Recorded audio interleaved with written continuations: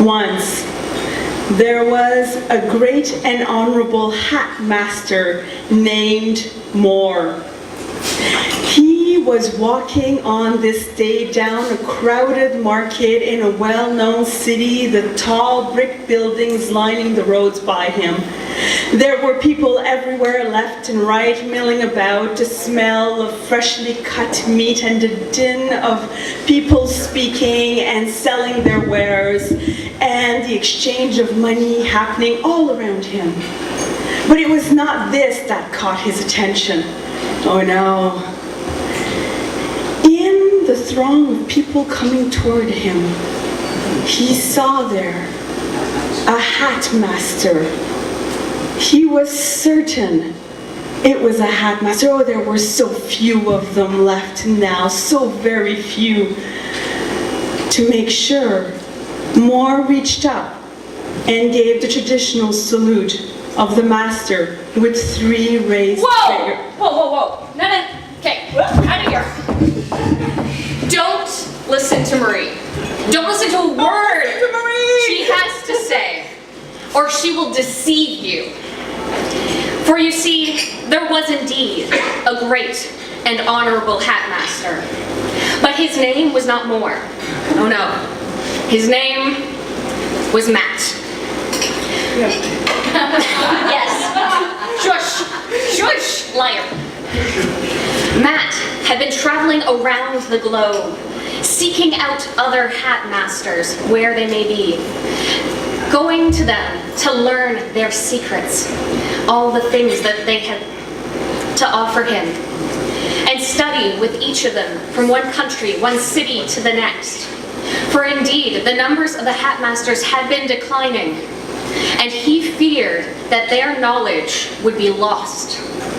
And so he wanted to collect this knowledge from hat masters around the globe and bring it back to the university so that that knowledge could be cherished and shared and passed along. On this particular day, he was walking through the crowded streets towards the home of a friend of his, a fellow hat master. He had been exchanging letters with this friend of his throughout the course of his journey, telling him of his adventures and all the things that he was learning. But it had been a few weeks since he had heard any news from his friend. He worried if perhaps he was ill, although he didn't understand why his friend would not find someone to send at least a brief note to him to explain his silence. So now that Matt had returned home, he set out to his friend's house in order to check on him and share the remainder of his adventures. And as he walked down the crowded street, he saw that other man approaching him, who raised his hand and tipped his hat with his 3 fingers raised to indicate that he was indeed a hat master. Matt did the same and tipped his hat. And as he did so, the other man's hat caught his attention. It looked familiar. If he had not known better, he would have sworn it was the same hat that belonged to his friend. Although, truth be told, it had been many years now since he had seen him. Perhaps his memory was mistaken. But it was the same shade of green. The shape was right, although the band at the base had been changed, and there were some few other details that were a little different. It unnerved him, the similarity, for this was rare amongst hats of the hat masters. And he continued walking forward, but nonetheless, his eyes lingered on that hat in spite of him, and he could not pull his attention away. That dishonorable cur. If there is one thing that the hat masters are good at, if there is one thing that they must always recall, it is honor. The liars. Here a hat master passed Moore and turned to meet him, to meet his glance sideways. One of the most basic tenets that you never do to another hat master out of respect. And yet he with his fine hat dared to do so. Moore did not hesitate. He turned to look at that hat. He could see it still amongst the crowds of people, above all of the heads, toying with him, calling to him to be free, to be possessed. Who cared? More didn't. And so he began to follow. He began to follow that hat down the crowds of people. As Matt walked down the crowded street, he felt the hairs on the back of his neck prickle, and his hat itched his head. A warning. He was being followed. Matt scanned the crowds along the street.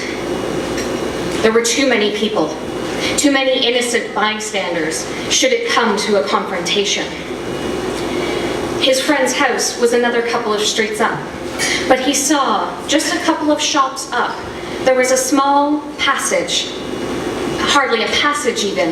There was a gap between two of the shop buildings. Matt wove his way amongst the throngs of people, trying to place a little more distance between himself and the other hatmaster, perhaps to get lost in the crowd. And then he quickly ducked into that passageway, turning sideways as the brick brushed against his chest and the back of his shoulders. But an instant later, the passage opened up until it was wide enough to hold 5 men standing shoulder to shoulder. And the smells and the dirt of the street fell behind him and turned into clean, smooth cobblestone, with sconces lining the walls and 2 doors down at the end of the passageway. Moore saw the rat try to run, and he followed him down that narrow passageway, down towards that alleyway that only the hat masters could enter. Oh, and there he was. There he stood at the end of that passageway, staring back. He tipped his hat in the greeting and bowed particularly low, as though to make amends. Amends for what? For such dishonor? Who here could accept such impudence? Moore did not. And so as the hat master lowered and lowered, he took his hat, removed it. The rim turned into a flying blade, and he flicked it straight towards the other hat master's head.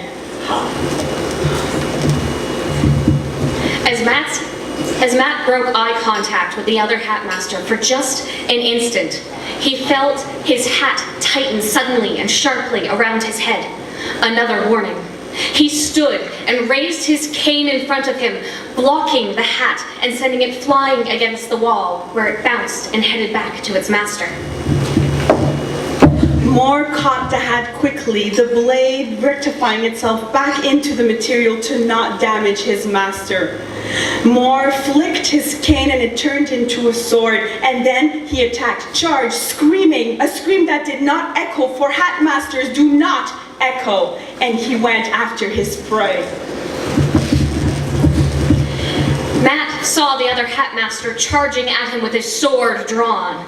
As he approached at the very last instant, he sidestepped and, with grabbing the edge of his cloak, twirled it. Steel rang against steel as the cloak turned into a shield and deflected the hatmaster's charge, sending him towards the wall. And as he went by, Matt raised his cane and thwacked the other man on his backside and turned, his own cane turning into a sword, readying for a next attack. Moore would enjoy this hatmaster's death after this particularly unhonorable conduct. And so, as the hatmaster stood before him with his sword in hand, Moore also brought his sword up, but it was not with that he attacked. His cufflinks threw off with a flick of the wrist and turned into sleeping poison darts. The other hatmaster was good and deflected most of them, but he wasn't good enough to stop them all. Most of the darts bounced off of Matt's cloak, but one of them struck true. It hit him straight in the chest, and instantly he could feel the poison, the sleeping poison, coursing through his veins. Blackness started to encroach on his vision, and his head swam. He knew he had only 2 options before him, 2 honorable options before him. He could face his death head on, or he could yield the fight and hand over his hat to the other hat master. But he feared that no matter which honorable path he chose, the other man would not act so honorably. He felt certain that even if he yielded the fight, the other man would take advantage of his own weakness once the sleeping potion took hold and kill him nonetheless. But worse than this, he feared that the other hatmaster, his opponent, would not give his hat back to the university to await another hatmaster, another pupil. He feared that he would keep it for himself.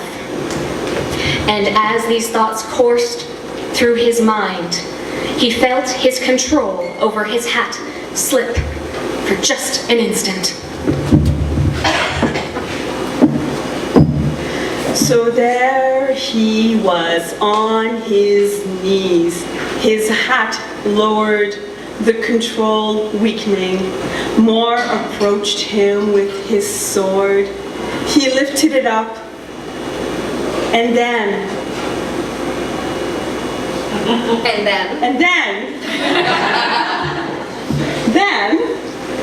you get to vote.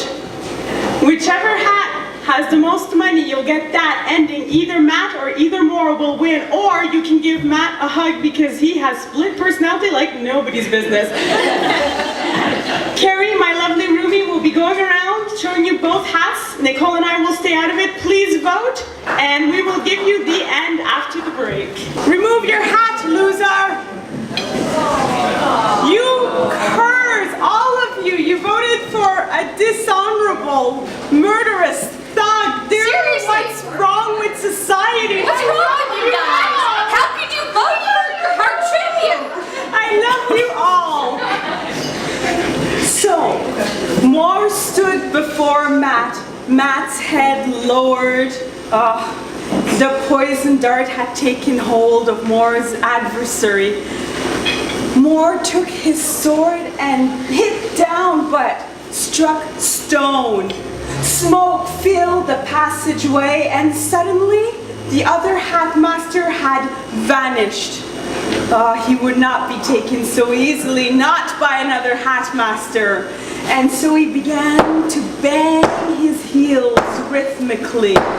Do you remember how our hatmasters do not echo? That's because their sound fractures the air around them and brings back any illusion. And so the other hatmaster spell cast out of despair by its slave hat. And so he reappeared, and Moore kicked him right in the gut. Ow! And he kicked him again, and then he brought up his sword, and gently he reached down and grabbed the hat off the other hatmaster's like magic, off the other hatmaster's head. He took it. It was a fine thing. It was old and wise and had magic. Magic even Moore was not familiar with. The other hatmaster. What a sad, sad tale. To come to such a place to find no safety. But dishonor could not be forgiven. And so Moore held up his heel, and a fine blade stuck out of it. He went to kick the hatmaster in the head, thereby piercing his skull, might I add. But before he could do so, he heard the clang of other footsteps coming down the way. Their echoes are like they're breaking his own spell. Other hatmasters, so rare nowadays, happen to be here. Moore couldn't take a chance. He leapt to the side and out of the passageway before the others arrived. He went back to his room, a small room. He needed no more. But on the walls, So many hats lined it. So many hats that would never return to the university, that would never be repossessed, that would never be retaken and forced into dishonor and slavery. Moore had seen what the hat masters could do. Moore had been a part of it himself. He placed the new hat on the wall. Oh, fine addition. And then he selected a new hat, one with older, darker magic. And he headed back into the night. Those had been hat masters down in the passageway, and there would be some fine hunting on this night. They were once known as angels from the sky.